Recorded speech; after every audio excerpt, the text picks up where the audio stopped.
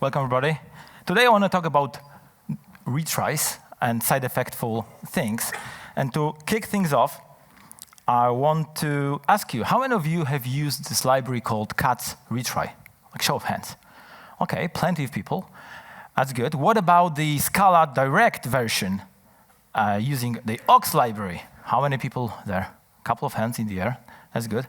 And finally, I want to show you an example of exactly the same thing written in Java, Resilience4j library. I won't ask how many of you use that one. The point here is that all these three examples I just showed, aux, cat's retry, and Resilience4j, even though they come from different worlds, they share a very similar design. And the thing is, this design works, gets the job done, that's good. But the bad thing is that it comes with a huge imperative baggage. And the retry policies we define there are usually not just simple immutable values we can inspect. So that's the problem. And the argument I often hear is that it needs to be that way. Like, those are side effects, right? The retries are there solely because of the side effects. So we can't really do anything about that. Except we can have alternatives, fortunately. And to go there, we need to go back to basics, which this talk is about. First, we'll try to use the side effect heavy API and test it. Then we'll get frustrated with that. We'll start questioning our life choices and the whole approach. So we'll take a step back and look at the code and the APIs from a different perspective, focusing on what's really essential. And finally, we'll discuss how a more value-based approach, value-based design, can be leveraged to make those functionalities a bit better to use. And again, we will use the retry domain as the example here, but the redesign approach I will show will be applied and can be applied in many different concepts in your own internal code bases when you have side effect heavy API. So please keep that in mind. I've been doing these redesigns using this technique in the last few years, and I got hooked on Scala.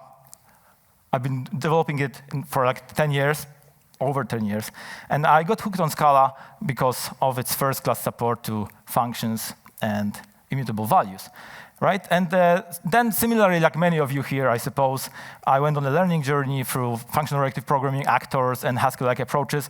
All those experiments were very nice, and they made me appreciate Scala even more. However, in the recent years, I figured that like the most powerful tools have always been the same. Those are immutable values and functions. And in this spirit, I wrote a book for beginners.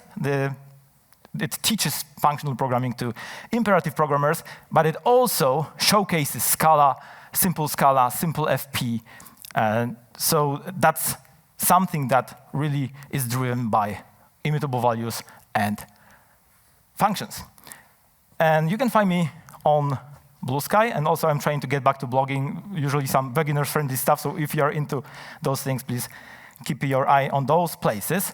Currently, I'm with SiriusXM, doing a lot of Scala free, doing a lot of automated testing, so this is also an important topic here in this talk.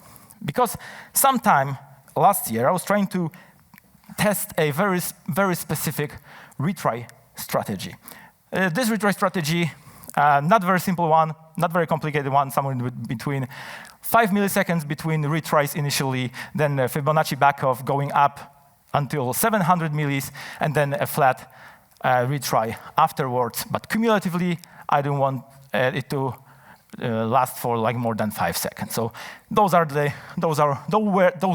the things I want to have in my retry strategy, and this is also something that we'll be using throughout the whole talk.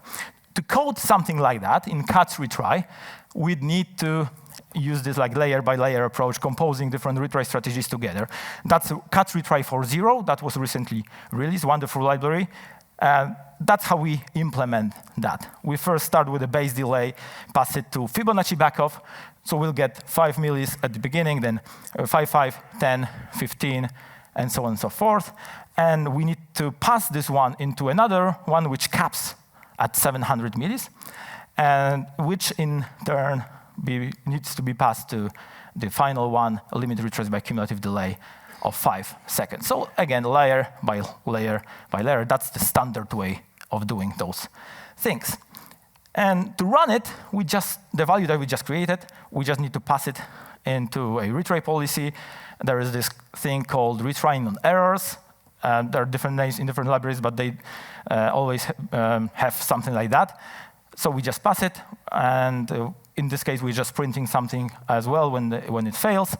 And this is our I/O program. So I/O in, I/O out. This is what we get. So this is a program that retries the thing that we pass with this very particular retry strategy. Easy, right? And then comes the part when we need to verify if we need a strategy, there is some kind of service underneath, right? I was always very cautious about retry strategies because small change in one number can lead you to like an infinite retry bug or overwhelm a service, something like that. So you usually need to test it, right? And what we usually do is just, those are just math functions like Fibonacci and things like that. So we just calculate on a piece of paper what it should be, like 5, 5, 10, 15, and so on and so forth. And then you manually try to test it, right? So you need to simulate some failures, things like that. But it's possible. It's not that time-consuming. You can do it, right? That's what we usually do. The bad thing about this approach is that we also need to make sure that it will work in the future. Some people won't have the same context, including us, in the future. They wouldn't know why we chose those numbers, for example. So there are, again, 2 options that we could use to handle. We can just put a comment in the code, right? A big comment saying, OK, we need those numbers, exactly those numbers, because this service needs this kind of treatment. And the second one is, of course, having a automated test that runs on change in CI, right? So this historically had been a very difficult thing to do because usually we don't really like writing tests for side effect heavy APIs. Go figure. So how do we test a strategy like that? And this will answer the question why it's so difficult and people really don't like it. Usually we have a function here, like I/O in, I/O out. And the test difficulty comes from the fact that we want to test something that happens internally when we run the I/O program, right? So the side effects themselves. So that's one option to test it. And we don't want to do that. So we try sometimes do the second next best thing, which is like getting the retry policy from the library and trying to test it, because we want to test like delays, for example, that they happen in this particular order with those particular times. So we can just get the retry policy, call the decide next retry a couple of times and see what happens. Of course, we need to go around this retry status, which is internal, and the F thing of policy decisions. So those tests, both of them, don't really look nice usually. But the canonical way of solving that is you going with the first option. And we have some tools in 2025 already, in Cat's Effect, for example, that make those tests a bit better to write. And those tests usually have 2 ingredients. The first one is the mocked I/O. The thing that we pass to our function needs to have some additional stuff around it.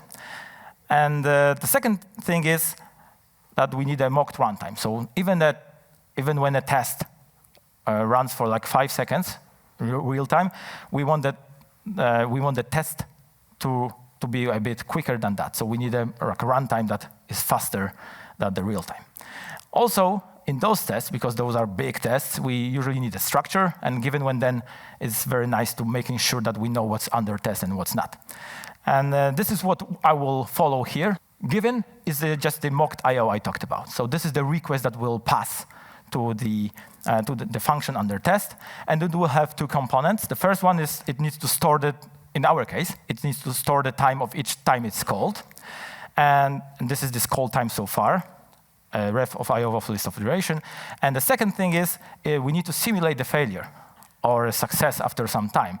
So to make sure that we know that retries happen cumulatively for more than 5 seconds, for this particular case, it's nice to have this like successful execution after 5 seconds since the test started. The when section is another I/O, a bit different one, because we need to set the things up to trigger the functionality in line with the result, right? So this is what we need to create the timestamp, the first one, and of course the empty list of durations. And then afterwards, we need to return all the durations we've had so far, so we can calculate something based on that and assert in our then section, which is using the mocked runtime. So in Cat's effect, we have test control execute embed. When we just provide this IO program we just written, it runs, and when it returns us this call times. All call times.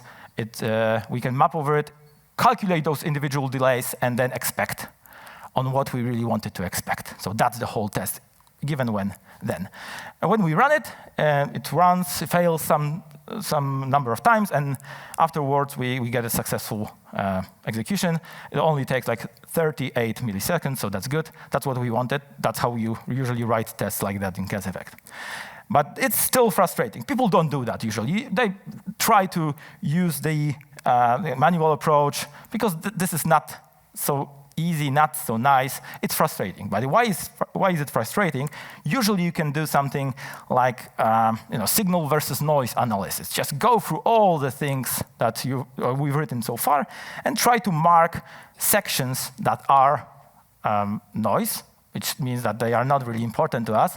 They are there because of the test and signal. So those things that we really wanted there, we wanted to test them. And here, everything is just noise in the given section, right? It's only the admin stuff for the test, nothing more. In the when section, things are a bit better. We have at least one thing that is important, triggering the function that we have under test. So that's this one bit in the middle. And in the then section, we also have some signal, the expectations, the numbers. Those are the things that we wanted to really assert on, and the rest is just a noise. It's just there because there's no way around that. And I think that the ratio here is 4 times more noise than the signal. It's not very high. So that's why those tests are frustrating. Those are easy to miss a bit there and here. It's hard to write. You need a whole thought process to just set the test up. It's just frustrating. And again, I'll say that more the time it's retries as an example, because it really applies to all the side effect heavy functionalities. They are usually easy to test manually. You just click through your system, but hard to test automatically because too much hassle. And the thing that we are coming at with the signal versus noise is separation of concerns. So there must be something in the retry API that kind of mixes concerns together. Because if we need something, and on top of that we need to add things that we don't really like and don't want, that means that some concerns are mixed. And we can try to figure it out by doing the next step of this whole redesign process.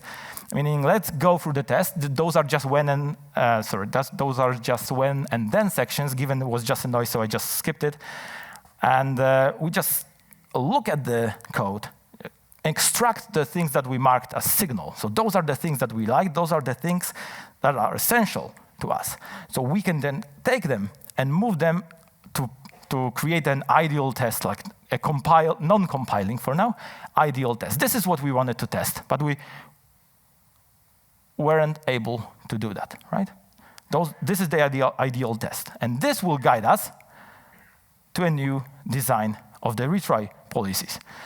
Let's try to do it step by step. The first thing is, okay, why can't we create such an ideal test in the current scenario?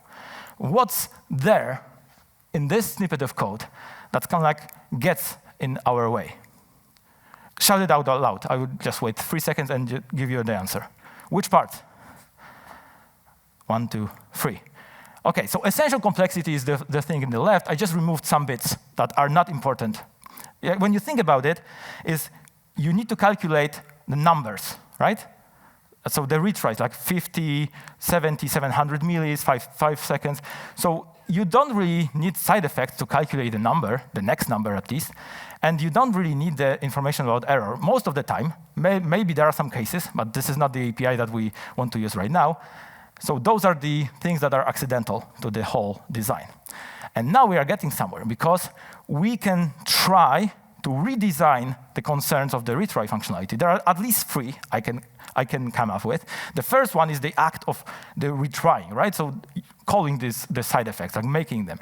It's side-effectful, obviously. And then deciding what errors are worth retrying and what are not are maybe, I don't know, but let's assume they need those side effects as well. But the third concern, the one that we are concerned with, is just deciding what the next retry should be, and what is the sequence of retries that we want to have. And this should be like a pure function, nothing more, right?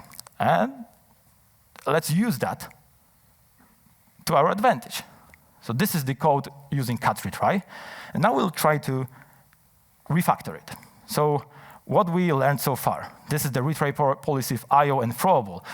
We want to have just numbers and test those numbers and see what they are. So we just need to remove IO and throwable. Of course, retry policy needs those type parameters, so we need another type. And the best thing is to just come up with a type that has all the capabilities of being a sequence of finite durations. What would that be? And let's see if it fits or not. What's the type? The simplest one we have already in Scala. List, yes. So let's do a list of finite durations and think about it a bit more. Oh, does it work? Probably not, because some retries are infinite, right? So what's the next best thing? Sorry? Stream? What's the a level lower? Yeah, lazy list, I got it. Okay, yeah. Lazy list sounds fine, right? So let's try with lazy list then. We would have a lazy list implementation using the same things that were already there. Just change the name because we need to re-implement them, obviously, because they need to return the lazy list right now. But it looks like the layer by layer composed together, as in cat retry and many more libraries I showed you before. So that's what we'd like to have. It's still not compiling yet. So what we need to do is we need to rewrite some of the cat retry stuff, right? So let's start with Fibonacci backoff. This is cat retry, Fibonacci backoff. You can see that it uses these two type parameters and some other things. But when you just refactor it to lazy list, obviously it will be simpler, right? You just need the Fibonacci function just calculates the numbers and some additional safety and mapping to finite durations. Nothing too complicated, right? Just map and other collection operations. The next one, limiting by cumulative delay. And this is the cat retry version, limit retries by cumulative delay. This uses again, this decide next retry function. You need to call a couple of times. And this is the re-implementation using lazy list. Again, just list operator, scan left, take y. OK, need some time to digest, but definitely just, maps or things like that, right? Zips. And finally, we have this capping all delays. So a functionality that gets a retry strategy and caps all the durations there with something that is provided as a cap parameter in the second line. So how would that look like in the new API? It's just a map with min, right? That's the whole implementation. So this is cat retry 4, and this is the new API using just a lazy list of finite duration. So the next question is usually, the next question I get in those situations usually is, OK, the complexity must have moved somewhere else, right? You simplify this bit, that's OK, it's better, I'd like to use it. But what about the complexity? It was there for a reason, right? Because those are side effects. So this is, don't focus too much on that code. It's just a snippet of cat retry again. I want to show you two places I needed to change in order to make sure the cat retry library is able to use the lazy list of finite durations as a retry policy. Just two places, I'll show them on the slide. So the first place is here. Next step, that was the application of the retry policy, calling those decide next retry function. Right now, we need, of course, something different. We need the head option of the blueprint of the lazy list of finite duration and make a decision about the retrying or giving up. That's the first place. And the second place, in the decision about the recursion step, whether we want to continue the recursion or stop it, we now need to look at this piece of code, and we need to pass the blueprint tail here. so far, so good, nothing more. And that was enough. I was a bit surprised, but yeah, that was enough. I was able to just re-implement the whole thing using those two changes, and the lazy list is now passed as a retry blueprint, as a parameter to cut retry. And yeah, you can just use any retry strategy or blueprint because it's just a lazy list. You can even compose different ones together very easily. You don't have to have those big combinators. If you need something more advanced even, it would still look like a list because those are just list operations. And this allows us to write the test that we wanted in the first place. So we started with a test and were able to make it a bit better, but also improve the API along the way.